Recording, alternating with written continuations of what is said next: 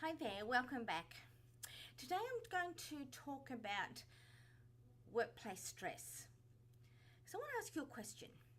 Who does workplace stress affect? Well,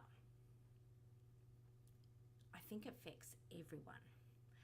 It affects the business leaders when they are stressed with issues with employees and employees, because of the experiences they're feeling.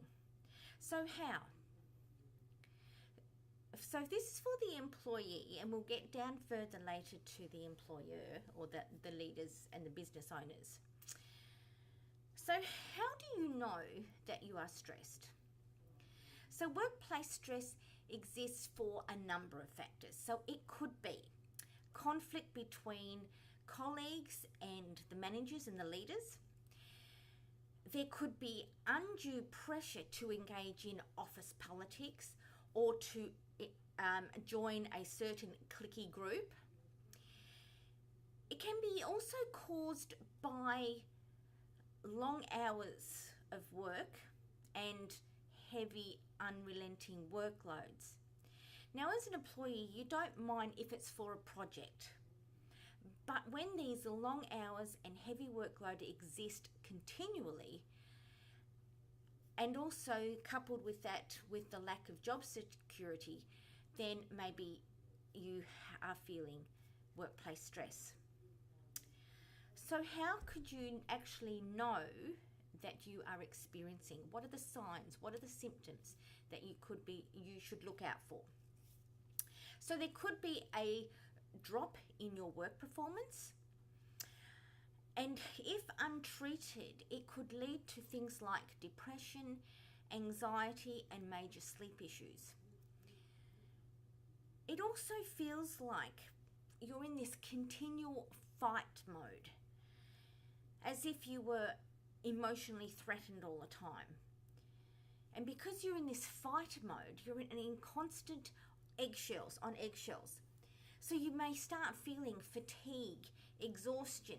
You may have experiencing headaches, muscle tension because you're in this fight mode. And then stomach upsets as well. So if your emotions are being threatened, this could lead to discouragement. It could lead to feelings of just being so overwhelmed that you simply are unable to cope. There may be reduced ability and to concentrate and even to make simple decisions. Your head gets all fuzzy and it just sort of feels as if you're just nowhere. Soggy porridge. That's what it feels like. You're stuck in this soggy porridge. So this can combine for increased sick days or absenteeism.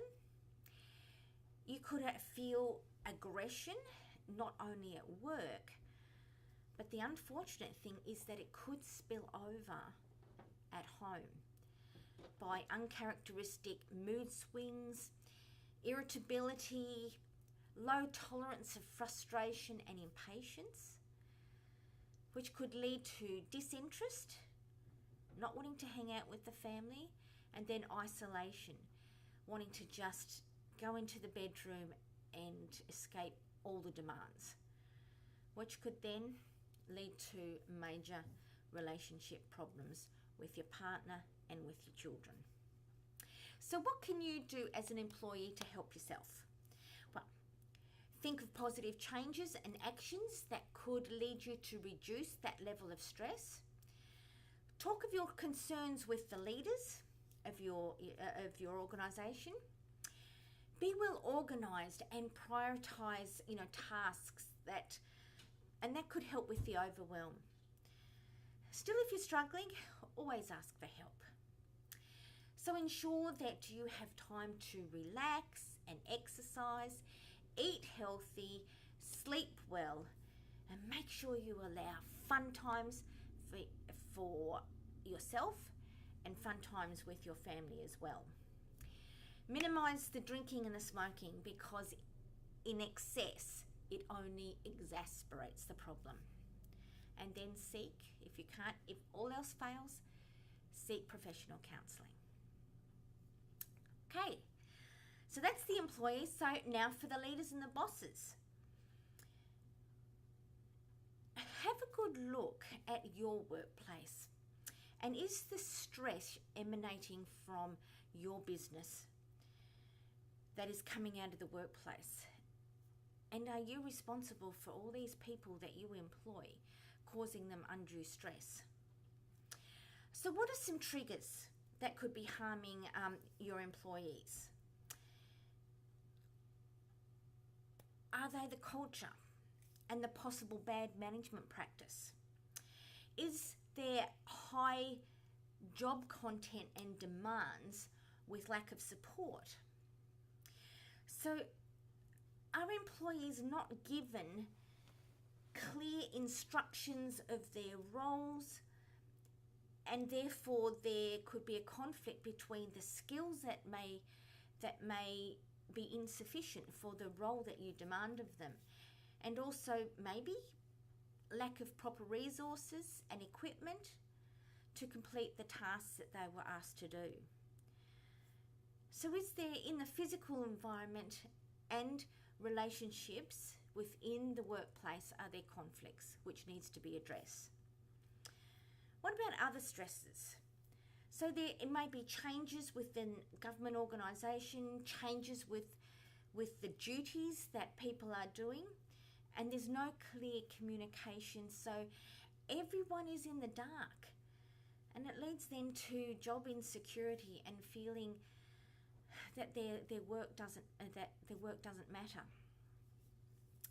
And how about the work themselves? Is it boring? Is there nowhere to go in regard to promotions? And what about autonomy? Is there a lack of autonomy and ergo over supervision?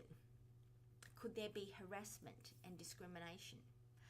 All these things, just have a really good look at your company culture and the way and your policies and procedures around, because you don't want to be a person who just creates such mental unwellness for your employees. So as a leader, what can you do to minimize the effect of stress on yourself, because it will affect you with all these troubles that you're having with employee absenteeism, sickness and all that sort of stuff? There could be litigation problems as well, so you're going to go through major stresses in your own self. So how do you minimize the effect of stress not only on you but on your business as well? So safety is the key to ensuring the work environment is safe.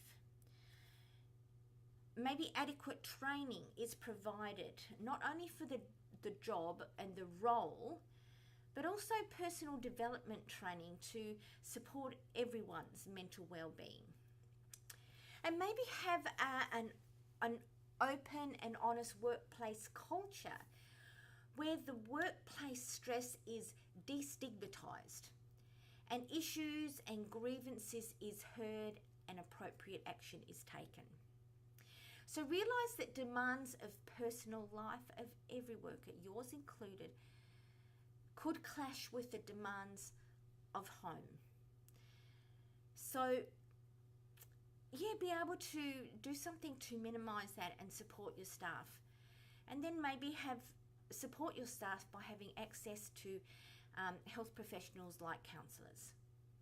So that's it for me today. So if you want further information how we can help, or we at Metaneo can help, then why don't you contact Sue Geelan and to learn more. So this is me today. So you take care and have an awesome day. Thanks, and bye for now.